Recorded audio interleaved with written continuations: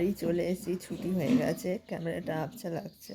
তো যাই হোক, তোমরা জানতে চেয়েছিলে কিসের অপারেশন হয়েছে না হয়েছে, তো চলো তোমাদের সঙ্গে ডিটেলসটা আজকে বলি। আমার অপারেশন হয়েছে সিটিতে, বহরমপুর সিটি হসপিটালে। আর এটা আমার রিপোর্ট। গল ব্লাডারে স্টোন হয়েছিল, ইনফেকশান হয়ে গেছিলো, তার দরুনই আমার অপারেশনটা হয়েছে।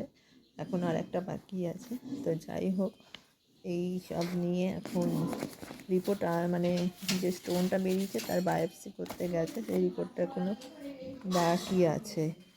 তো এখনও আমি মানে সেলাই নিই, সেলাইটা এখনও কাটা হয়নি, 10 দিন পর কাটা হবে। তো বাড়িতে বসছি, উঠছি, ড্রেসিং করতে আসবে, এইভাবেই কাটছে।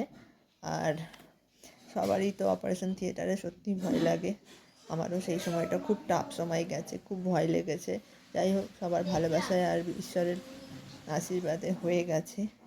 তো এখন প্রে করো যাতে ভালোভাবে থাকতে পারি, সুস্থ হয়ে উঠতে পারি। জীবনটা মেয়েকে নিয়ে চলতে হবে, অনেক কিছু বাকি আছে, তার জন্যই তো তোমাদের সঙ্গে শেয়ার করলাম। তো তোমরা আমার মেম্বার, মানে ফ্যামিলি মেম্বার, তার জন্য আমি তোমাদের সঙ্গে সব কিছু শেয়ার করলাম। কালকেই ছুটি হয়েছে, এখনও ডাক্তার দেখানো, সেলাই কাটা বাকি আছে। তো চলো, সবাই ভালো থেকো, তোমরা অ্যাক্টিভ থাকো। আমি এখন অ্যাক্টিভ থাকতে পারছি না ভালোভাবে।